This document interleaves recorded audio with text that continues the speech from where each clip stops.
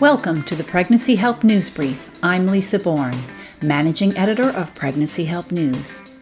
The great work of Pregnancy Help continues as always, and much has happened since we last brought you the Pregnancy Help News Brief. Let's get to the news. Kayla and her son Maverick are grateful to Hill Country Pregnancy Center in Bourne, Texas, for the support they received from the center. And they shared their gratitude during Babies Go to Congress in our nation's capital earlier this summer. Kayla never knew that there was a pregnancy center in Bourne before she faced an unexpected pregnancy. She did not have the support from the baby's father and was referred to Hill Country Pregnancy Center. When she walked into the pregnancy center, she said she was greeted with welcoming arms and made to feel very comfortable. That first visit meant so much to Kayla, as it was the beginning of a lasting relationship with the center and its personnel. Kayla took part in the center's Earn While You Learn program, earning baby bucks and securing important items for the little boy growing in her womb. She received a car seat, stroller, diapers, and clothing. She received not only material support, but emotional and spiritual support as well. She received all that from Hill Country Pregnancy Center staff, close friends, and family, especially when her son Maverick was born prematurely. Baby Maverick arrived at 32 weeks gestation. He is now a toddler and has become an important presence at the center, really a mascot, as he runs the halls and visits the staff when his mom comes to visit the center. Kayla and Maverick and the Hill Country Pregnancy Center were perfect candidates for the Babies Go to Congress initiative. Babies Go to Congress is a project of Heartbeat International, the largest network of pregnancy help organizations both in the U.S. and globally. Heartbeat has been taking moms and babies who have been served by pregnancy help organizations, along with personnel from those organizations, to tell their stories in the offices of federal lawmakers on Capitol Hill. Heartbeat has hosted more than 180 moms and babies in Washington, D.C. for almost 400 congressional office visits since the first Babies Go to Congress trip in 2009. The message that these moms and babies, and sometimes dads, and pregnancy help workers bring to members of Congress and their staff is that pregnancy centers are good for America. You can check out more Babies Go to Congress stories on pregnancyhelpnews.com and heartbeatinternational.org. Stay tuned to Pregnancy Help News for future reporting on Babies Go to Congress.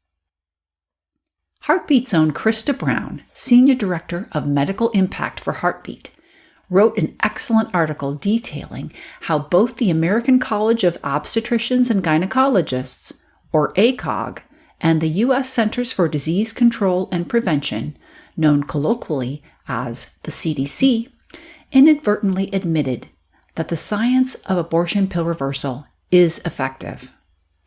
ACOG and the CDC often deny the reality that abortion pill reversal can save the life of an unborn child once that mother has begun a chemical abortion. Chemical abortion consists of two drugs, mifepristone and misoprostol.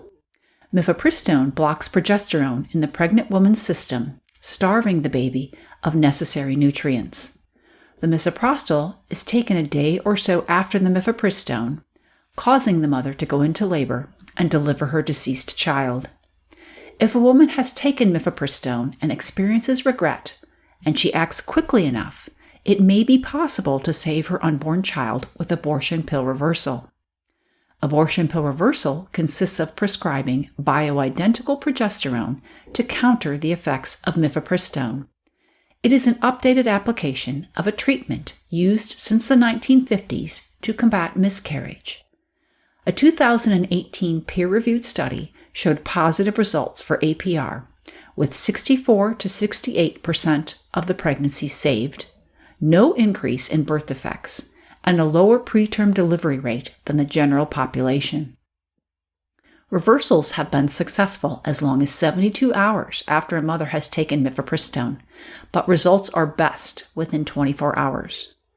Heartbeat International manages the Abortion Pill Rescue Network, a network of more than 1,400 healthcare professionals, pregnancy centers, and hospitals that administer the APR treatment. To date, statistics from the Abortion Pill Rescue Network say that more than 5,000 lives and counting have been saved thanks to the APR protocol. Sadly, some elected officials and organizations that support abortion oppose abortion pill reversal. Heartbeat, which also manages Pregnancy Help News, is currently the subject of 2 lawsuits brought by state attorneys general seeking to stop the sharing of information about abortion pill reversal. Those cases and some other similar ones are ongoing. Stay tuned to Pregnancy Help News for updates on them. In her Pregnancy Help News article, Christa discussed how both ACOG and the CDC, which both support abortion access, have conceded that mifepristone can be reversed when progestins are prescribed along with abortion pills. ACOG and the CDC have acknowledged in official documents that progestin birth control, often given in the form of Depo-Provera, quote, may increase risk of ongoing pregnancy, end quote. Depo-Provera contains the hormone progestin, a synthetic form of progesterone that similarly causes reversal of the abortion drug mifepristone. Estimates have chemical abortions accounting for as many as 80% of all abortions conducted in the U.S., and with many women regretting having started their chemical abortions, it's important for women to have the choice to change their minds about an abortion. No woman should be forced to go through with an abortion that she no longer wants.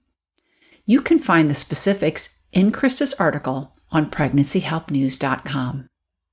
And speaking of saving lives through abortion pill reversal, Pregnancy Help News brought you the story of the latest APR baby saved in the UK by Dr. Dermot Carney. Pregnancy Help News readers know Dr. Carney for having withstood false charges of misconduct geared at penalizing him for providing APR to women, and for his having shared his story in a keynote speech at Heartbeat's conference in Salt Lake City, Utah. More than 62 lives have been saved in the UK through Dr. Carney's application of the APR protocol, and he continues to be available to mothers seeking this second chance to choose life. Dr. Carney has said that participating in the abortion pill reversal service has been the most rewarding aspect of medical practice that he has experienced over a 35-year medical career. We were also pleased to bring you the story of Brianna, another story of APR. A young mother of 4 children whose mother pressured her to abort her 5th child, an unplanned pregnancy, Brianna panicked, took the first dose of the abortion pill, and instantly regretted it. Brianna received assistance from a pregnancy help medical clinic that the Abortion Pill Rescue Network had connected her with. She was able to save her baby through reversal and gave birth to baby Diego. She continued to receive help from the pregnancy center, including material items and emotional support. These and other stories of lives saved are available on pregnancyhelpnews.com. Also, since we last brought you the Pregnancy Help News Brief, Heartbeat International weighed in on a case in federal court with implications for states' rights to regulate chemical abortion pills. Heartbeat filed an amicus brief in Bryant v. Stein, urging the U.S. Court of Appeals for the 4th District to reverse a district court decision finding that federal law preempts North Carolina's law regulating chemical abortion, and to affirm the law to the extent that the district court had left it in place. The right for states to set abortion policy was reaffirmed with the 2022 Dobbs ruling, overturning Roe v. Wade. Heartbeat argued in its brief that chemical abortion is dangerous to women and legitimately subject to being outlawed or otherwise regulated by a state, such as North Carolina. There are many reasons states may have to protect the dignity of the unborn, Heartbeat told the court, and North Carolina's chemical abortion regulations protect women's health. Pregnancy Help News brought you a report on the sentencing in federal court of 3 individuals charged with targeted attacks on pregnancy help organizations in Florida. The defendants attacked centers between May and July of 2022, part of the spate of pro-abortion threats, vandalism, and violence directed at pregnancy help organizations, pro-life groups, and churches across the U.S. in response to the U.S. Supreme Court's Dobbs ruling that overturned Roe v. Wade. In this case, the assailants vandalized centers with threatening messages. While prosecution of the vandals fell under the Freedom of Access to Clinic Entrances, or FACE Act, which was traditionally understood to protect abortion facilities, pro-life and pregnancy help advocates still await equitable application of that law. We have brought you ample reporting on rampant pro-abortion misinformation leading up to the 2024 presidential election in the U.S. This can all be found at pregnancyhelpnews.com, and sadly, we expect it to continue through the election cycle. That said, we will always do our best to keep you informed and also bring you hope through reporting on the good work of pregnancy help.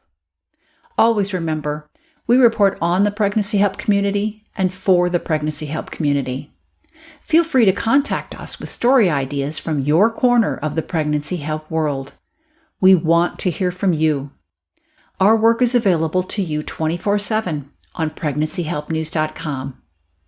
Thank you for joining us for this episode of the Pregnancy Help News Brief. As always, we are so grateful to our host, Pregnancy Help Podcast.